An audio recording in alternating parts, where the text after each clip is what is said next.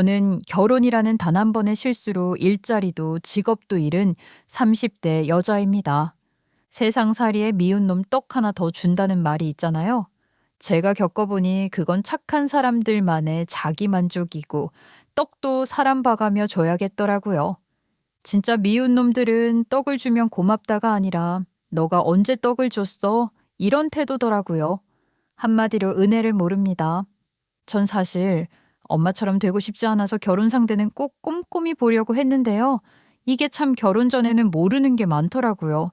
엄마도 이렇게 뒤통수를 맞았겠구나 싶어요. 저는 어릴 때부터 집이 조용한 날이 거의 없었어요. 현관문이 벌컥 열리는 순간 그 고요가 산산이 부서졌거든요. 아빠가 또 술 냄새를 뿜으며 들어오는 순간이요. 야, 집에 사람 없냐? 이놈의 집구석 여자들은 가장이 집에 들어왔는데 인사도 안 해? 여보, 지금이 몇인 줄이나 알아? 들어왔으면 얼른 씻고 자요. 아이, 됐고, 그깟 밥 필요 없고 소주나 갖고 와. 아빠는 한량이었어요. 그냥 게으른 수준이 아니라 일할 생각이 없는 사람이었죠. 그러면서 뭔 가장이에요? 주변 사람들한테 돈 꾸며 다니는 게 일이고 그걸 또 술로 날리고 다음날 또 딴 사람한테 가서 형님 이번에만 좀 이러는 게 루틴이었어요. 제가 보기엔 그게 직업이었어요. 야, 무슨 돈이 또 필요하다고 그래? 너 저번에 빌려간 돈이나 갚아, 임마. 아이, 형님, 이번엔 진짜 마지막이라니까. 다음 달에 통으로 갚을게. 친척이고 동네 형이고 친구고 구분도 없었어요. 아빠가 고개만 까딱거리면 사람들은 벌써 얼굴이 굳어지곤 했죠. 아, 또 돈 빌려달라고 왔구나. 이런 표정. 그 와중에 엄마는 어떻게든 우리 집을 굴리고 있었어요. 엄마는 힘든 티도 안 내고 일하고 집안을 버텨내셨거든요. 설거지, 청소, 식당 막일 안 해본 게 없었어요. 새벽에 나가서 자정 넘어서 들어오는 생활을 몇 년이고 이어갔고 그 와중에 아빠가 술추태 부리면 엄마가 달래고 다음 날엔 또 일 나가고 저는 그 옆에서 그런 걸 매일 보고 자랐어요. 그런데도 엄마는 한 번도 아빠 험담을 하지 않았어요. 오히려 엄마는 너는 밥 먹어라, 학교 늦는다 이런 말만 했어요. 어린 저는 그게 더 이상했어요. 속 터지지 않나? 왜 아무 말도 안 하지 싶었죠. 그런데 지금 생각해보면 엄마는 그냥 살아내는데 벅찼던 것 같아요. 아빠는 친구들이랑 술 먹고 큰소리 뻥뻥 치면서 돈 빌려달라고 하고 집에서는 엄마한테 또 화풀이하고 또 술 먹고 계속 돌고 도는 그 지루한 패턴. 그런 걸 보고 자라니까 자연스럽게 한 가지 생각이 머리에 박혔어요. 나는 절대 저런 사람 안 만난다. 친구들은 만화 보면서 연예인 보고 내 이상형은 누구다 이러는데 저는 이상형이 뭐 이런 게 아니라 딱 하나였어요. 술 처먹고 행패 안 부리는 사람. 그게 1순위였어요. 아빠가 워낙 답이 없는 인간이었거든요. 그리고 불효녀라 욕먹을 수도 있지만 엄마처럼은 안 살겠다고 생각했거든요. 그렇다고 제가 집안 분위기에 찌들어서 인생 포기하고 산 건 또 아니었어요. 오히려 반대로 흘렀어요. 저는 일찍부터 돈이 있어야 내 인생을 지킨다는 걸 뼈에 새기고 살았어요. 고등학교 졸업하자마자 바로 동대문으로 뛰어들었어요. 그 새벽 시장 아세요? 사람들 북적북적하고 진짜 전쟁터 같아요. 저는 거기서 박스 나르고 옷 정리하고 사장님들한테 이것저것 배우고 그렇게 몇 달 지내다 보니 시장 돌아가는 흐름이 보이기 시작했어요. 뭐가 잘 팔리고 뭐가 안 팔리고 손님은 어떤 말투에 지갑을 열고 그런 게 다 감이 생기더라고요. 그래서 지하상가에 작은 매장을 냈어요. 당시엔 진짜 저 같은 어린애가 무슨 가게냐고 무시하는 사람도 있었어요. 하지만 저는 그런 거 신경 쓸 시간이 없었어요. 팔아야 했거든요. 매장은 초반에 잘 안 됐어요. 하루 종일 서 있는데 5만 원 팔아서 집에 가는 날도 있었어요. 근데 그러면서도 제가 굶지 않았던 이유가 있어요. 저는 이대로 살기 싫다는 마음이 워낙 컸어요. 그러다 지인 동생한테 온라인 쇼핑몰 같이 해보지 않겠냐는 제안을 받았어요. 당시에는 온라인이 지금처럼 크지 않았는데 그때 타이밍이 좋았어요. 사진 찍고 상세 페이지 만들고 새벽에 포장하고 택배 들고 가고 두세 시간을 자는 날도 많았어요. 그런데 그게 쌓이니까 점점 주문이 늘어나더라고요. 어느 순간엔 오프라인보다 온라인 매출이 더 많아졌고 이름도 좀 알려졌어요. 주변에서 야, 너 이제 사장님 다 됐다. 이런 말도 듣고요. 그때 느꼈어요. 아, 이렇게 제가 살 길을 만들 수 있구나. 엄마처럼 끌려다니고 아빠처럼 패기치면서 살지 않아도 되는구나. 몇 년 지나니까 월세 내고 직원 월급 주고 다 하고도 제 손에 꽤 남더라고요. 통장 잔고 늘어나는 거 보면서 이제는 결혼만 잘하면 되겠다 싶더라고요. 사랑하는 사람 만나서 둘이 힘 합쳐 잘 살라를 기대하면서도 그리 결혼이 급하진 않았어요. 그때 제 나이가 20대 후반이었으니까요. 좋은 인연은 알아서 찾아올 거고, 좋은 사람 만나면 하는 거고, 아니면 마는 거고, 딱 그 정도였죠. 그래서 섣불리 아무나 붙잡고 살고 싶은 마음은 1도 없었어요. 거기에다가 저는 제 사업도 잘 굴러가고 있었고, 통장에 찍히는 숫자도 하루가 다르게 늘어나는데 굳이 불안한 사람 하나 데리고 올 생각은 없었죠. 저는 제 인생 속도가 마음에 들었고 그 속도에 맞는 사람이 나타나면 그때 하면 되겠다 싶었어요. 그게 제 계획이었는데 그 계획이 아주 허무하게 박살이 났죠. 그 원흉이 또 아빠였어요. 저희 아빠는 진짜 인생에 아무 도움이 안 되면서 결정적인 순간에 꼭 나타나요. 그것도 늘 나쁜 쪽으로요. 어느 날 저는 일하고 있는데 아빠한테서 전화가 왔어요. 술 먹고 말 걸 때 그 텁텁한 목소리 있잖아요. 딱 그 톤으로 부르더라고요. 지은아, 너 시간 좀 내봐라. 얘기 좀 하자. 저는 또 무슨 빚독촉을 해결해 달라는 건가 싶어서 한숨부터 푹 나왔어요. 그래도 쌩까면 집안 난리 나니까 나가봤죠. 근데요, 아빠 얼굴이 이상하게 들떠 있었어요. 괜히 눈도 반짝거리고 숨소리도 들쑥날쑥하고 말 꺼내기 전부터 사람이 괜히 기어오르는 느낌 아시죠? 지은아, 내가 선자리 알아봤다. 너 당장 선 보러 갈 준비해. 저는 그 말 듣고 바로 웃음이 나왔어요. 비웃음요. 아빠, 뭔 선이야. 그리고 무슨 내 나이에 누가 중매 결혼을 해요? 내 결혼은 내가 알아서 할 거니까 참견하지 마세요. 근데 아빠가 갑자기 벌컥 화를 내는 거예요. 제가 그동안 아빠한테 뭐라고 대들어봤자 그냥 술김에 욕 몇 마디 하는 게 다였는데 이날은 완전 목숨 걸고 한 약속을 깬 사람처럼 난리가 났어요. 야, 아빠가 평생 한 번 부탁하는데 뭐? 신경 꺼. 너는 이 아빠가 체면이 망가지든 말든 신경도 안 쓰인다는 거야, 뭐야? 저는 순간 멍했어요. 아니 제가 뭐 이런 소리 들을 정도로 심한 말을 했나요? 왜 이렇게 흥분을 하셨을까 들어보니 상대는 아빠와 자주 술을 먹는 아저씨의 아들이래요. 아빠 말로는 그쪽 아저씨가 선자리를 마련해 준 거라는데 제 생각엔 아무래도 그 아저씨에게 술을 자주 얻어먹었던 아빠가 그 보답이라며 그 집 노총각 아들에게 나를 내어준 거 아닌가 싶더라고요. 이게 술값에 제 딸 팔아먹는 거랑 뭐가 달라요? 아빠 체면 살리자고 제 인생을 걸라고요? 아빠는 결혼이 장난이야? 난 그런 결혼 안 해요. 한 번만 만나봐라. 보자마자 싫으면 그때 네 말이 맞다 하고 내가 물러설게. 아빠가 기어 들어가서 싹싹 빌 거니까 한 번만, 딱 한 번만 나가. 저는 진짜 미칠 뻔했어요. 근데 그때 엄마가 옆에서 조용히 말하는 거예요. 지은아, 그냥 한 번만 얼굴만 보고 와. 선 본다고 다 결혼하는 것도 아닌데 그게 그렇게 큰일이냐? 엄마까지 그러니까 제가 더 말이 막혔죠. 엄마는 평생 참는 사람이라 아빠가 목소리를 조금 높이기만 해도 제발 조용히 넘어가자는 식으로 굴었거든요. 저는 엄마가 힘들까봐 애초에 아빠랑 이런 대화하고 싶지도 않았던 건데 결국 저는 얼굴만 보고 튈 생각으로 선자리에 나가기로 했어요. 저도 사람인지라 더 입씨름하고 싶지 않았고요.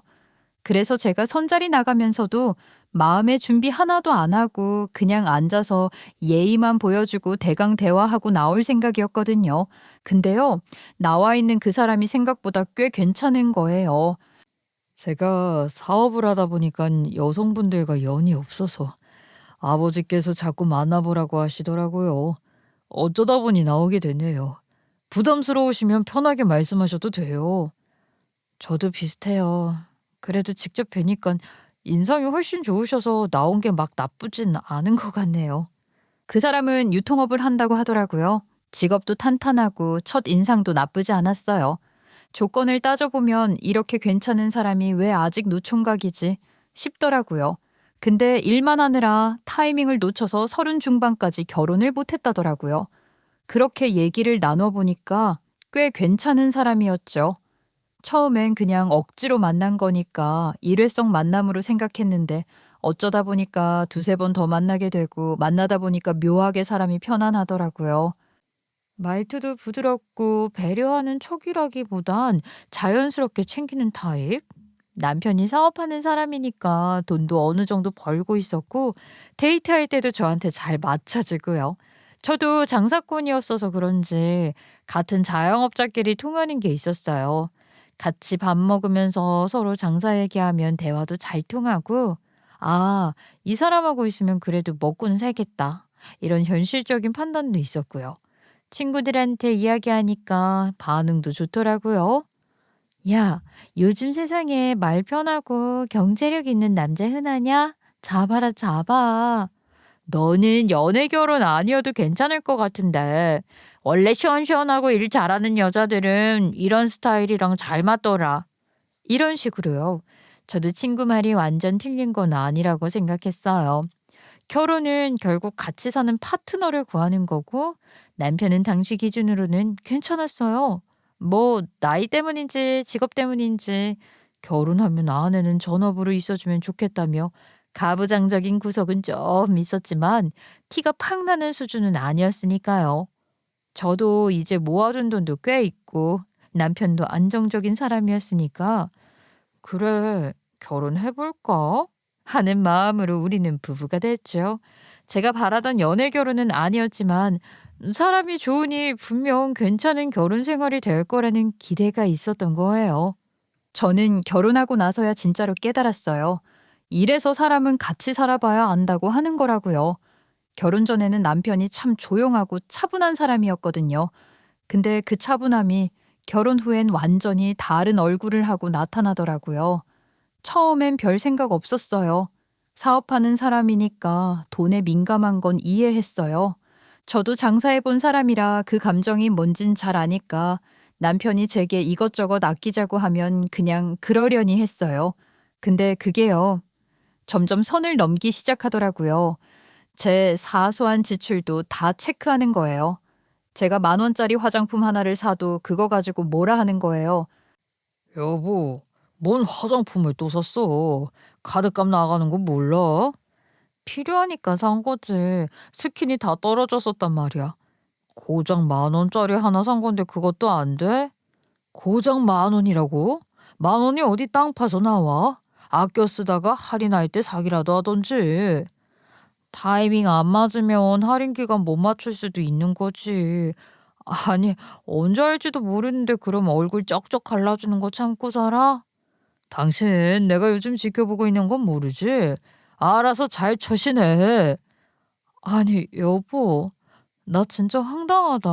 내가 10,000원짜리 스킨 로션 하나 샀다고 당신한테 이런 말까지 들어야 돼? 그 말투가요. 솔직히 잔소리가 아니라 회계감사받는 기분이었어요. 저는 남편이 알뜰한 줄 알았는데 그게 아니라 집요한 거였어요. 제가 벌었던 돈은 결혼하면서 다 정리했고 지금은 집안 살림만 하고 있으니까 지출이 다 남편 결제 내역에 드러나는 구조였거든요. 그러니 남편은 제가 뭘 쓰는지 매일같이 보고 있었고요.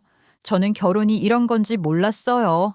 물론 저희가 연애 결혼을 한 건 아니었지만 그래도 결혼 생활이 기본적으로 사랑과 신뢰로 굴러가는 거라고 생각했거든요. 근데 이건 뭐 고용주랑 피고용자 아닌가요? 근데 진짜 문제는 따로 있었어요. 남편은 사업이 잘 굴러갈 때는 사람이 그럭저럭 괜찮았어요. 근데 장사라는 게 항상 좋을 수는 없잖아요. 매출 내려가는 날, 거래처에 문제가 생기는 날, 이런 때가 오면 남편 성격이 확 틀어지더라고요. 그럴 때 남편은 꼭 술을 찾았어요. 처음엔 그냥 스트레스 받아서 술 한잔 하는 줄 알았는데 그게 아니었어요. 술을 마시는 게 문제가 아니라 술을 마신 뒤에 남편이 다른 인간이 된다는 게 문제였지요. 말투, 표정, 걸음걸이까지 전부. 결혼 전엔 술 먹어도 조용히 들어가던 사람이었는데 결혼하고 나니까 술만 들어가면 인격이 완전 바뀌더라고요. 그게 제가 아빠를 떠올리게 한 첫 번째 장면이었어요. 그 술 냄새, 말꼬리, 헛소리. 너무 익숙했어요. 제가 벗어나려고 그렇게 발버둥쳤던 그 과거가 자꾸만 떠오르는 거예요. 그 일이 터진 건 어느 늦은 밤이었어요. 남편 사업에 큰 타격이 있던 시기였죠. 남편 회사가 거래하던 큰 업체 하나가 부도가 났어요. 미수금 몇 천만 원이 그냥 허공으로 증발한 거예요. 저는 그때 남편 표정을 잊지 못해요. 며칠 동안 밥도 제대로 못 먹고 자다가 벌떡벌떡 깨고 당연히 스트레스가 클 상황이긴 했죠. 그 거래처 사장도 미안해서 재산 정리하고 빌려서라도 갚겠다며 뛰어다닌다고 했어요. 어떻게 세상이 나한테 이럴 수가 있어. 지금 몇 천이 날아갔다고. 내가 이걸 어떻게 메꾸냐고. 여보, 진정해. 지금 이렇게 낙담해도 달라지는 거 없잖아. 마음이라도 편히 먹자, 응? 거래처도 지금 발로 뛰고 있다잖아. 뭐? 당신 말 쉽게 한다. 마음을 편히 먹어? 지금 내가 다 잃고 쫄딱 망하게 생겼는데 당신은 집에만 있으니까 이게 얼마나 심각한지 모르겠지, 어? 당신 힘든 건 알아. 근데 나한테 소리 질러봤자 해결되는 거 없잖아. 아무것도 모르면 가만히나 있어. 집에서 집안일만 하는 사람이 뭘 안다고 말을 얹어. 참나, 제가 일을 안 해본 것도 아니고 남편이 결혼하면 아내는 가정주부였으면 좋겠다 해서 맞춰줬더니만 이런 얘기를 하는 게 어이가 없더라고요. 하지만 안 그래도 힘든 사람한테 그런 꼬투리 잡아 괜히 싸우고 싶지 않아서 일단 비위를 맞춰주는 게 급급했죠. 하지만 남편은 계속 술을 찾았어요. 저도 슬슬 지쳐가더라고요. 하루는 퇴근하고 들어오는데 남편 얼굴 보니까 아, 제대로 취했구나 싶더라고요. 소보다 눈이 더 풀려 있고 말도 툭툭 끊기고 걸음은 삐걱거리고 저는 그때 감이 왔어요. 또 시작됐구나. 어린 시절 아빠가 술에 절어서 집으로 돌아오던 그때 그 모습이 그대로 남편에게서 보이기 시작했죠. 야, 마누라, 자냐?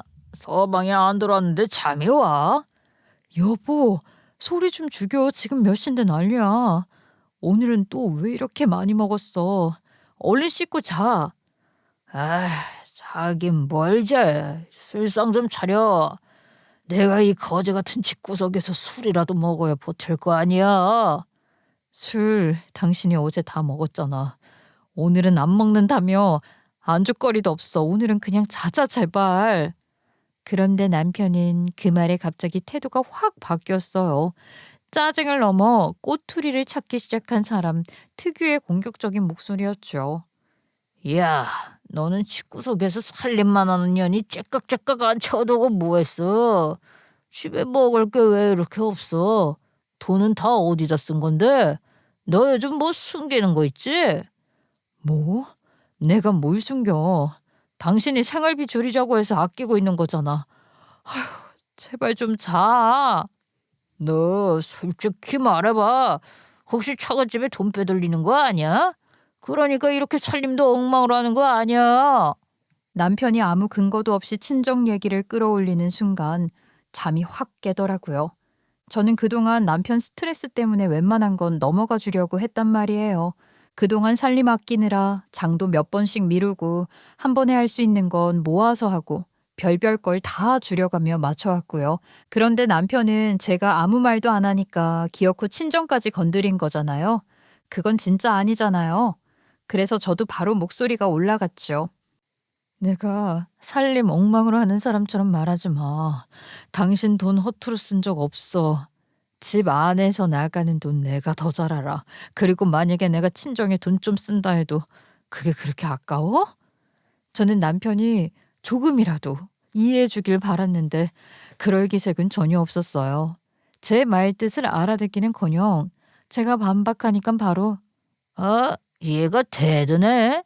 이런 표정이더라고요. 그랬더니 이제 본심이 나오는 거죠. 그래. 난 처갓집에 들어가는 돈이 제일 아까워. 세상에서 제일 아깝다. 도와주고 싶으면 네가 벌어서 네 돈으로 줘. 내 돈은 안 되니까. 이렇게요. 술 취한 사람이라고는 느껴지지 않을 정도로 또박또박 말하더라고요. 마치 미리 준비됐던 말처럼 절대 실수로 한 말이 아니라는 게 너무 느껴졌어요. 평소에 속으로 계속 생각하고 있었던 게 분명했죠. 그 말을 들으니까 이제는 부정할 수가 없겠더라고요. 제가 결혼을 잘못해도 단단히 잘못했다는 걸요. 저는 아빠 같은 사람 피하려고 발버둥치며 살았잖아요. 술 먹고 행패 부리고 돈 얘기 나오면 사람 먼저 의심하고 내 가족부터 무시하는 그런 결혼은 절대 안 하려고요. 그런데 결국 지금 내 옆에서 그 말을 하는 사람이 남편이라니. 남편이 흔들거리는 몸으로 큰 소리 내며 꼬장 부리는 모습이 진짜 친정아빠랑 너무 똑같고 제 눈앞에 펼쳐진 이 현실이 너무 기가 막혔죠. 결국 그날 이후로 남편에 대한 애정이 빠르게 식어버렸어요. 그건 제가 막을 내야 막을 수가 없는 거더라고요. 남편이 그 난리를 치고 난 뒤로 저는 솔직히 말해서 누구한테 털어놓을 데가 없더라고요. 집안에서는 말도 안 통하고 남편은 상태가 날로 악화되고 저 혼자 계속 끙끙대는 것도 한계가 있었어요. 그래서 결국 제 하소연 창구는 친구들밖에 없었죠. 근데 또 웃긴 게 하소연하면서도 얘네가 무슨 해결책을 내놓겠어 이런 마음도 있었어요. 그냥 누군가가 제 말을 들어주기만 해도 숨 좀 쉬겠다 싶어서 털어놓은 거였거든요. 그런데 친구들 반응이 신기하게 다 똑같았어요. 야, 저건 너 혼자 감당할 문제가 아니야. 시댁에 한번 말해봐. 너가 안 되면 시부모님이라도 잡아줘야 남편이 정신 차리지. 그래, 저런 건 집안 어른들이 나서서 말려야 고쳐지는 거야. 네 남편도 주변에서 말리는 사람 없으니까 더 막 나가는 거지. 애들이 그렇게 말하는데 저는 오히려 마음속에서 미묘한 저항이 올라오는 거예요. 아니, 그 집엔 말한다고 뭐가 달라지긴 하려나? 싶은 생각이 먼저 들잖아요. 아무리 잘못했다고 해도 팔은 안으로 굽는 건데 그런 상황에서 남편 말고 제 편을 들어주겠냐고요. 근데 또 사람이란 게 그렇잖아요. 안 해봐서 불안한 것도 있고 마지막으로 기대 걸어보는 마음도 있고 먹진 않아도 일단 약은 비싼 거로 사보는 그런 마음 있잖아요.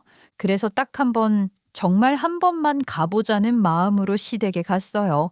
그리고 그날 저는 시댁의 진짜 모습을 아주 적나라하게 봤어요. 너무 제 예상이랑 똑같아서 오히려 웃기더라고요. 제가 슬쩍 이야기를 꺼내고 있는데 시어머니 표정은 뭐가 문제야? 이런 느낌? 그 눈빛 하나로 이미 답이 딱 보였죠. 그래도 참고 조심스럽게 끝까지 말했어요. 어머니, 요즘 남편이 스트레스가 많아서 그런지 술을 자주 마시고 취해서 들어오면 좀 심하게 굴 때가 있어서요. 아이고, 지은아. 남편 힘들어할 때 옆에서 잘 달래주는 게 아내의 도리야. 여자가 할 일이 뭐 더 있겠니? 근데 요즘은 조금 도를 넘는 것 같아서요. 술 먹고 들어오면 소리도 많이 지르고 이 사람 건강도 걱정되는데 어머님 아버님께서 한번 따끔히 말해주시면 좀 줄이지 않을까 싶어요. 그 정도는 어느 집이나 다 그래. 남자들이 밖에서 힘들면 어디서 풀겠니?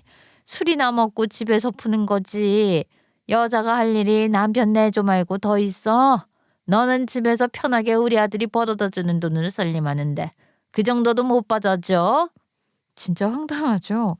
어쩜 남편이나 시모나 생각하는 게 이렇게 똑같은지. 콩 심은 데 콩 나고 밭 심은 데 밭 난다는 게 이런 건가 봐요. 심지어 시아버지도 옆에서 툭 끼어들었어요. 그리고 며느라, 여자는 결혼했으면 출가 외인 아니냐? 친정일은 그만 좀 끊어라. 시대가 왔으면 이제 시댁 챙기고 사는 거지. 아직도 친정 들여다보고 살면 못 쓴다.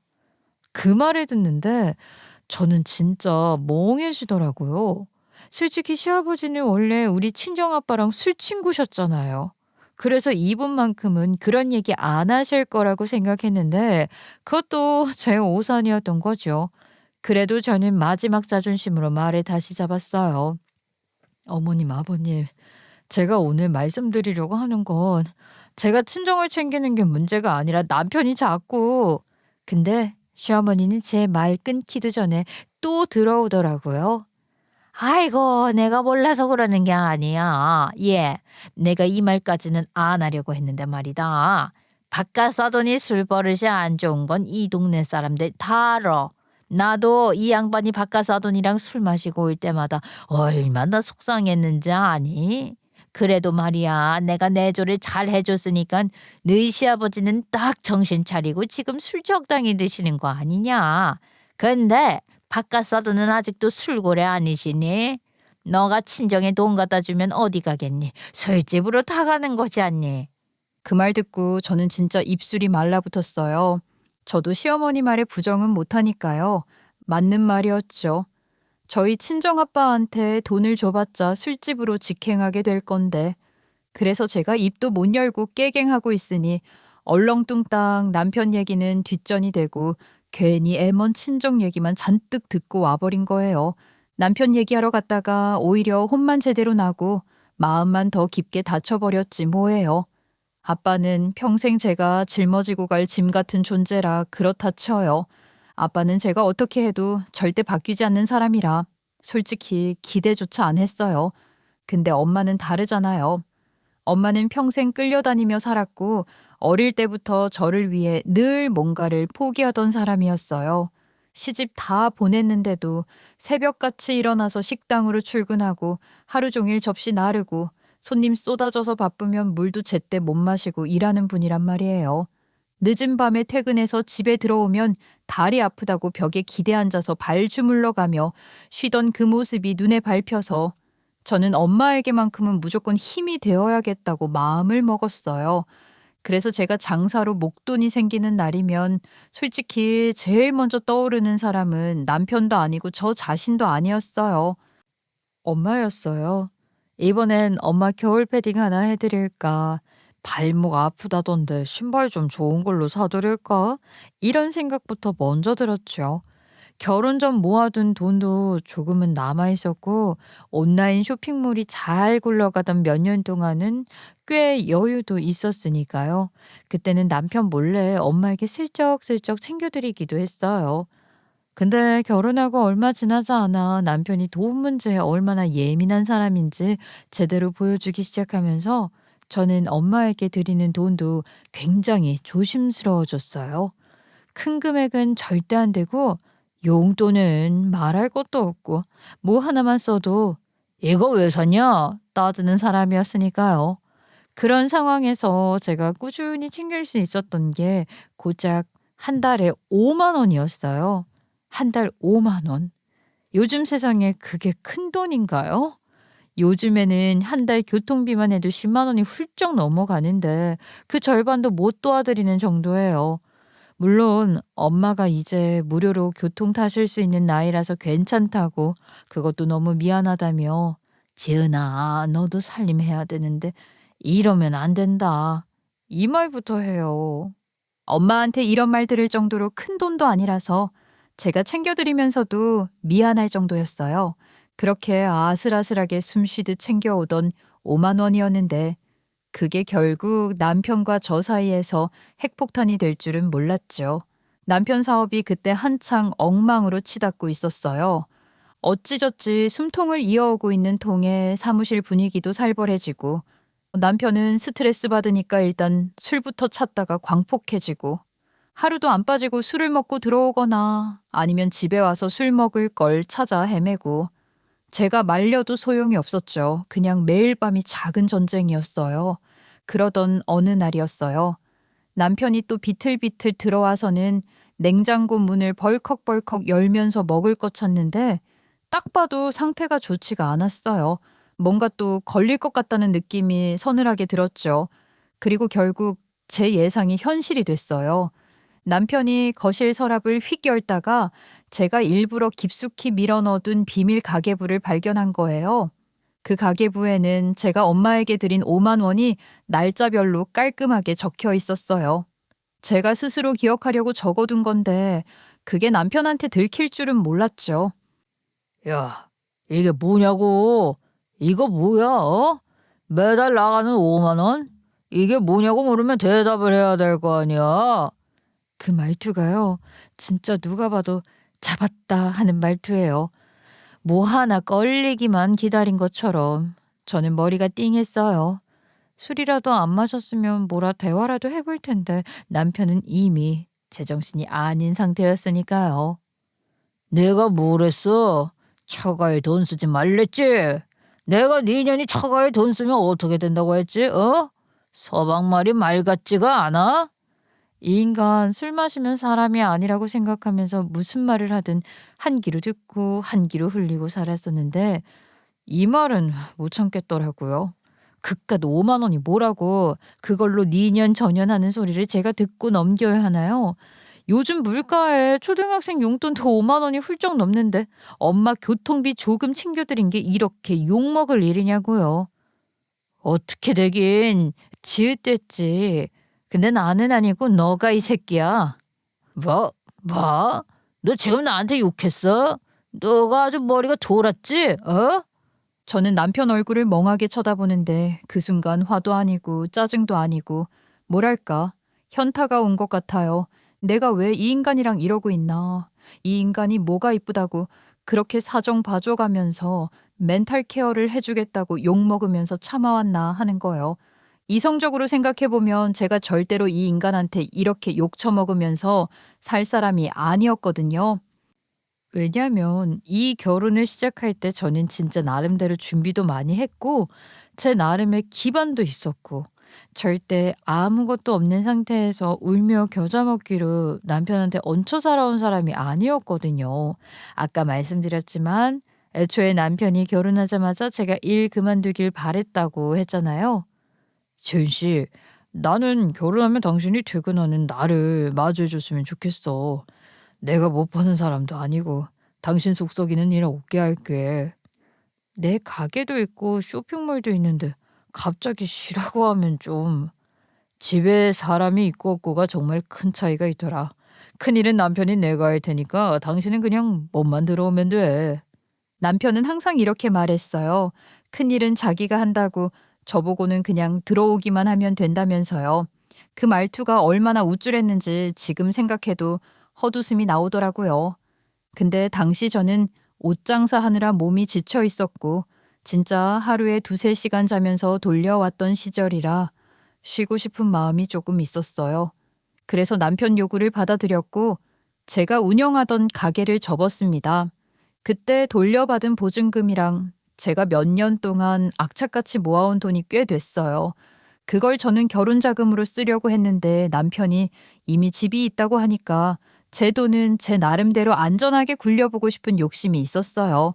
그래서 가게 정리하고 생긴 돈으로 청약을 넣었죠. 그때는 솔직히 큰 기대도 안 했는데 기가 막히게도 신축 아파트가 당첨됐어요. 요즘 같은 시절엔 기적 같은 일이죠. 입지도 너무 좋았고 평수도 적당했고 병원 지하철 다 근처에 있고 딱 봐도 이건 무조건 오를 집 같은 아파트였어요. 남편도 크게 신경 안 썼어요. 그때만 해도 남편 사업이 잘 나가던 시기였으니까요. 남편 기준엔 본인 집은 이미 있으니까 제가 구매하는 집은 그냥 부가 수익이라는 이런 느낌이었던 것 같아요. 근데 문제는 그 다음부터예요. 그 신축 아파트에 지금 시댁 식구들이 살고 있거든요. 시아버지가 2년 전에 갑자기 당뇨 합병증으로 신부전이 오면서 정기적으로 투석을 받아야 했어요. 병원과 가까운 집이 필요하다며 남편과 시어머니가 제게 얘기를 했죠. 지은아, 이 양반이 몸이 안 좋잖아. 치료받으러 자주 병원에 들락거려야 하는데 집이 너무 멀면 병원 다니느라 오히려 병이 생기겠더라. 그 집이 병원 코앞이지 않니? 이건 운명이다 싶다. 우리가 잠깐만 쓸게. 아가, 몇 달이면 치료도 끝날 것 같아. 새 집 알아보고 옮길 거니까 그때까지만 너가 우리 사정 좀 봐줘라. 그때 저는 이미 남편과 결혼한 상태였고 시아버지 아프다는 말을 하는데 사람이 쉽게 안 됩니다라고 말할 수가 없잖아요. 저도 사람인데. 그래서 그래, 몇 달 정도면 괜찮지 하고 집을 내줬어요. 근데 그 몇 달이 어느새 2년이 넘은 거예요. 시댁은 그 집을 완전히 자기 집처럼 쓰기 시작했고 심지어 제가 집 얘기 꺼낼 때마다 오히려 기분 나빠하더라고요. 어느 날 제가 조심스럽게 새 집은 구하시는지 여쭤봤는데요. 어머님, 새 집은 좀 보셨어요? 아이고, 지은아, 요즘 집값이 너무 올라서 마음에 드는 데가 없다. 조금만 더 있어보자. 통원도 아직 다니고 있고. 조금만이요? 벌써 2년이 다 돼가는데. 아유, 왜 그렇게 따지니, 가족끼리. 우리가 남이냐? 우리 집에서 나가면 힘들어도 밥도 제대로 못 먹을 텐데 그리 섭하게 말해야겠어? 이 말을 듣는 순간 저는 정말 확실히 알았어요. 이 사람들은 내 집이라는 개념 자체를 잊어버렸구나. 아니, 잊은 게 아니라 애초에 그럴 생각이 없었을 수도 있죠. 남편도 마찬가지였어요. 더 웃긴 건 뭔지 아세요? 관리비며 수리비며 그 비용들도 제가 냈다는 겁니다. 혹시나 나중에 집 상태에 문제가 생길까 싶어서요. 그런데 시댁은 고맙다는 말 한 번 없이 그걸 아주 당연하게 받아들이고 있었거든요. 제가 조용히 있으니까 더 만만하게 본 거죠. 제가 가게도 정리하고 돈 버는 활동을 멈춘 순간부터 이 사람들은 제가 가진 권리까지 자연스럽게 자기네 쪽으로 끌어가는 게 너무 당연하다는 듯 행동했어요. 마치 제가 가진 건 곧 시댁의 것이고 제가 내놓은 건 곧 시댁 재산이고 제가 다 조용히 있으니 얘는 원래 이런 애겠지 하고 판단해버린 것 같았어요. 그런 상태에서 남편이 5만 원 얘기 꺼내며 네 년이 처가에 돈 쓰면 이딴 소리를 했으니 제 심정이 어떻겠어요. 저는 절대 이렇게 살 사람이 아니었어요. 제 집도 있었고 제 돈도 있었고 제 삶의 루틴도 있었고 제 목표도 다 있었어요. 그걸 결혼하면서 하나둘 접은 건 남편 때문이 아니라 결혼했으니까 서로 믿고 간다는 마음을 내준 탓이었죠. 저도 하마터면 이 인간들 페이스에 휘말릴 뻔했네요. 남편이랑 시댁 식구들한테 그 모욕을 받은 덕분에 제 머리도 아주 차갑게 식었어요. 이제는 우리 앞에 있는 건 이혼이라는 길밖에 없었거든요. 남편은 그런 생각 안 했어도 제가 그렇게 되게 만들 거고요. 그렇게 생각하면 그동안 제가 참아가며 제공했던 것들도 더 이상 공짜로 줄 이유가 없었죠. 시댁이 제 집에서 지들 집처럼 눌러앉아 살던 그 상황도요. 그래서 저는 그 다음날 아침 눈 뜨자마자 바로 움직였어요. 남편 출근하자마자 부동산에 전화해서 제 신축 아파트를 매물로 내놨습니다. 고민? 그런 건 하지도 않았네요. 그리고 시댁 단톡에 단답형으로 한 줄만 보냈어요. 집 내놨으니까 한 달 안에 정리해서 나가주세요. 그렇게 통보하니까 5초도 안 돼서 전화가 울리더군요. 시어머니 번호였어요. 예, 이게 무슨 소리냐? 지금 우리더러 집이 오라는 거니? 네, 매물로 내놨어요. 계약 들어가면 바로 짐 빼기 어려우실 테니까 미리미리 정리하시라고요. 아니, 너 지금 제정신이야? 네가 어떻게 이런 식으로 통보를 해? 너 시아버지 아픈 거 뻔히 알면서 이럴 수가 있어? 그럼요. 할 수 있죠. 이 집 제가 산 집이잖아요. 그리고 이제 곧 남 될 텐데 굳이 계속 빌려줄 이유도 없고요. 뭐, 남? 그게 무슨 소리니? 뭐 이혼이라 또 하겠다는 거야? 그동안 우리 아들 월급 빨아먹고 산 주제에 네가 어떻게 배신을 할 수가 있어? 은혜는 갚아야 할 거 아니야. 제가요? 그럼 어머님 아버님은요? 두 분은 제 집 무전 취식하시고 저한테 무슨 보답을 하셨죠? 집도 제 돈으로 산 집에 관리비도 제가 냈는데 전 두 분께 집 나가라고 하면 시금 전폐하겠다는 협박 말고는 받은 게 없는데요. 이 말을 하자마자 시어머니가 숨을 들이키는 소리가 전화기 너머로 들렸어요. 바로 이어서 시아버지가 전화를 뺏어가더군요. 며느라, 내가 몸이 안 좋은 거 알면서 이렇게 내쫓겠다는 게 말이 되냐? 가족이란 게 무슨 뜻이냐? 이렇게 힘들 때 서로 돕고 사는 게 가족인데 왜 이렇게 모질게 굴어? 저한테 가족은 피나는 사이인 저희 엄마뿐이에요. 그리고 집 비우라는 얘기지 두 분 보고 길거리로 나가라는 얘기 아니에요. 집 구하시면 되죠. 아니, 집 구하는 게 말처럼 쉽나?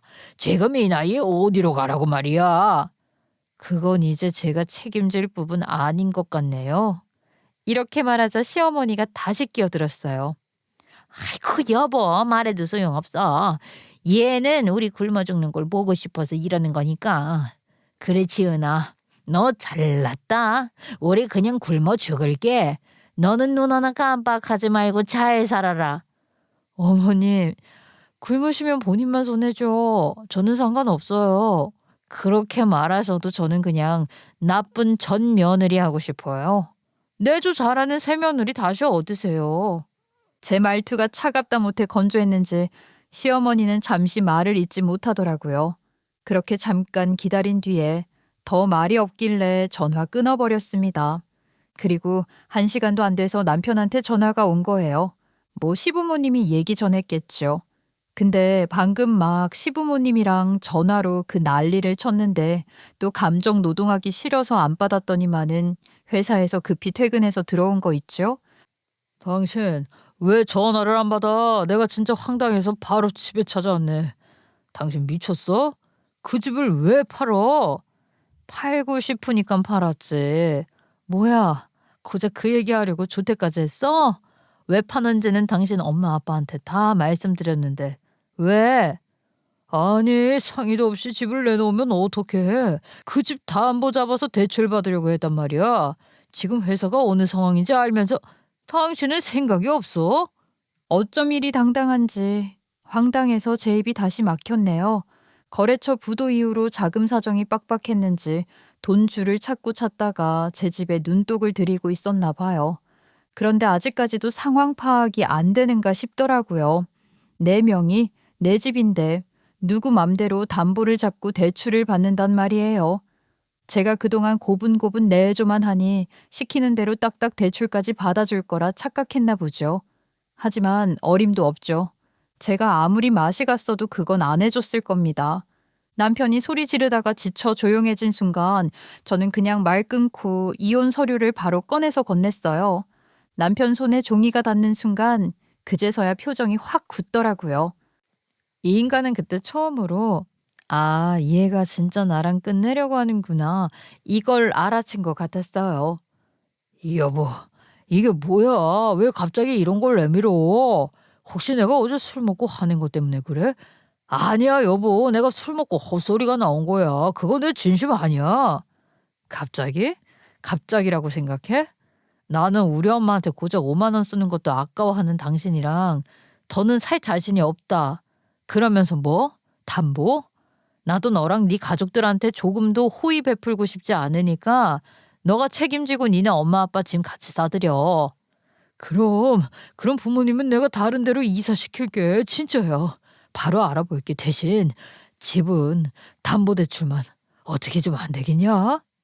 듣고 있는데 웃음이 나오더라고요. 사람이 급하다는 게 이렇게 티가 나는구나 싶었어요. 저는 남편이 뭔가 진심 어린 말이라도 할 줄 알았거든요. 그런데 결국 대출 얘기. 여전히 자기 회사가 먼저인 인간. 그게 너무 코미디였어요. 그리고 진짜 압권은 그 다음이었죠. 그럼 장모님 용돈도 한 달에 10만 원씩 드려도 돼. 어때? 뭐? 10만 원? 와, 진짜 말이 안 나온다. 5만 원도 아깝다던 사람이 이혼 안 당해보겠다고 통 크게 쥐어짜는 금액이 겨우 10만 원이래요. 진짜 웃기죠? 저는 그 순간 아, 이 인간은 진짜 구제불능이구나 싶었어요. 뭔가 마음이 흔들릴 여지가 하나도 없더라고요. 오히려 더 확실해졌어요. 이혼만이 답이다. 야, 뭔 10만 원이냐. 차라리 매달 그 큰 돈 아껴서 네 사업 자금에 보태는 게 더 이득이겠다. 그치? 남편이 뭐라고 변명하려고 입을 뻥끗하는데 듣고 싶지도 않아서 그냥 제가 문 열고 집 나왔어요. 남편이 뒤에서 뭐라고 소리치든 저는 그냥 귀를 닫았고 그 다음 주 바로 이혼 조정 신청을 넣었어요. 조정 첫날부터 남편은 기어이 사람 말 피곤하게 만들더라고요. 제가 결혼 전 제 돈으로 산 신축 아파트를 두고 공동명의라고 우기는 겁니다. 말도 안 되는 소리죠. 남편분, 이 집은 결혼 전에 아내분이 단독으로 구매했다고 명확히 나오는데요. 그래도 결혼하고 나서 같이 재산으로 굴리려고 했던 집이잖아요. 저도 기여분이 있다고 봅니다. 저희 부모님이 살았으니까 이 삶도 암묵적으로 동의한 거 아닌가요? 기여? 결국 내가 관리비 다 내고 너네 집 인간들은 한 푼도 보탠 거 없는데? 조정위원이 말릴 정도로 분위기가 이상하게 흘렀어요. 그래도 법은 명확했죠. 결국 법적으로 제 재산이라는 결론이 바로 나버렸고 남편은 그 자리에서 대놓고 씹은 표정을 짓더라고요. 인정 못한다는 얼굴. 보통 같으면 저도 위자료 적당히 받고 빨리 끝내고 싶은 마음이 있었어요. 솔직히 이런 인간하고 계속 얽혀 있는 것 자체가 피곤하거든요. 근데 남편이 하나하나 꼬투리 잡고 지는 단 한 푼도 손해보기 싫다는 식으로 나오니까 오기가 생기더라고요. 그래, 너야말로 돈 때문에 미칠 타입이지. 그러면 내가 너 피 좀 알려줘야겠다. 나도 그냥은 안 끝내. 그렇게 조정을 몇 번 오가던 중 남편 근황이 들려오기 시작했어요. 그 소식들이 또 아주 볼만했죠. 거래처 부도 이후로 사업이 계속 휘청휘청했다더니 이젠 연쇄적으로 문제가 터졌다고 직원 월급까지 밀리고 있다고 하더라고요. 그 집은 연식도 오래됐고 위치도 애매해서 담보가 잘 안 나왔나 봐요. 남편이 평소에 그렇게도 돈에 예민하게 굴고 제가 친정엄마에게 드린 5만 원도 아까워하고 내 집 가지고 대출받겠다고 난리를 치더니 결국 자기 집을 먼저 팔게 된 거죠. 진짜 꼴이 좋더라고요. 반면 제가 매물로 내놓은 신축 아파트는 금방 팔렸어요.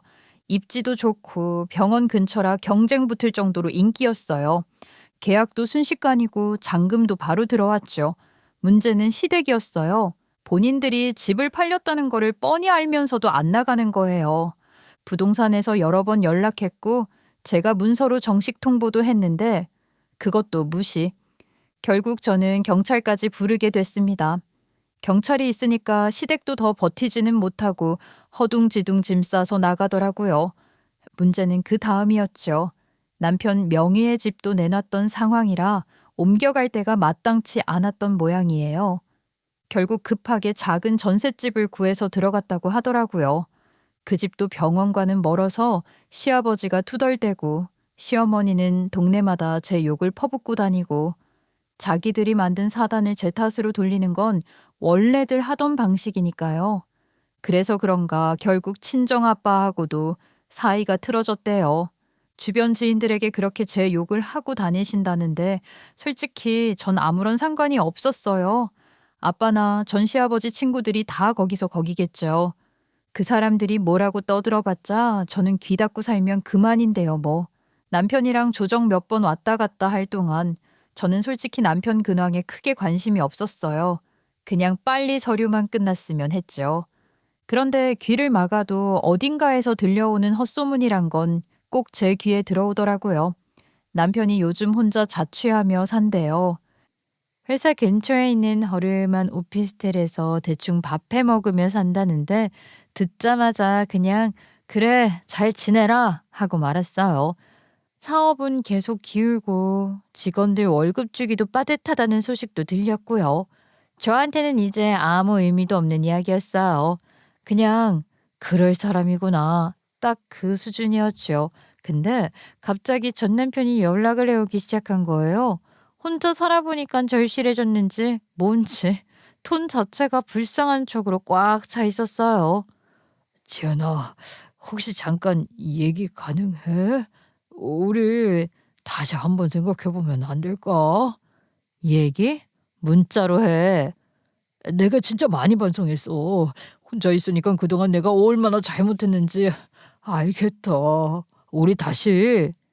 2년이라고 했던 그 입으로 지금 다시 잘해보자는 말이 나오는 게 더 충격인데? 저는 그 말을 뱉으면서도 기가 막혀서 웃음이 나오더라고요. 남편은 그 뒤로도 장문으로 별별 말을 다 보냈어요. 스트레스 때문에 그랬다. 진심이 아니었다. 이제는 내가 얼마나 소중한지 알겠다. 뭐 이런 류의 말들. 그런데 저는 그 메시지를 보면서 감정이 1도 안 흔들렸어요. 그냥 피곤하고 대답할 이유도 없고 제가 왜 이 인간 말에 시간을 써야 하나 싶었어요. 그래서 그냥 읽고 씹었습니다. 남편이 그제야 뭔가 위기감을 느꼈는지 계속 길게 보내더라고요. 저는 화면만 보고 피식 웃었어요. 사람을 잃어봐야 소중한 줄 아는 타입이라고요. 근데 저는 이미 다 끝났다는 그 생각만 들었죠. 이혼이 곧 확정되면 저는 제일 먼저 엄마 손잡고 여행을 갈 거예요. 해외여행으로요. 평소 엄마 성격으로 봐선 제가 해외여행 가자고 해봤자 비싸다느니 자기는 괜찮다느니 하면서 거절할 게 뻔해서 그때만큼은 슬쩍 이혼했으니 위로해달라고 거짓말 쳐보려고요. 이 정도는 착한 거짓말로 넘어갈 수 있겠죠. 그리고 아니나 다를까 엄마는 어차피 자기는 가도 좋은 거 모른다면서 극구 거절을 하시는 거예요. 야야, 비행기 같은 거 태워주지 마라. 내가 뭘 그런 걸 타고 다녀. 엄마, 이번엔 그냥 따라오기만 해. 여행 가서 쉬는 게 목적이야. 나이 들면 여행도 귀찮아. 귀찮아도 가. 엄마는 평생 귀찮은 일만 하면서 살았잖아. 새삼스럽게 왜 이러신담? 저는 엄마랑 여행 가서 맛있는 것도 먹고 풍경도 보고 엄마가 그동안 한 번도 못 해본 것들 다 시켜드리고 싶어요. 그리고 솔직히 이번 일을 겪고 나니까 엄마에게도 말할 용기가 생겼어요. 엄마도 이제 아빠랑의 그 지긋지긋한 결혼 생활 끊어낼 때가 됐다고요. 엄마는 평생 참고 참고 또 참고 살았잖아요. 아빠는 고쳐질 사람이 아니고요. 그러니 지금이라도 이혼하셨으면 해서요. 엄마, 이제 좀 놔도 돼. 엄마 인생 뺏긴 것만 해도 너무 많아.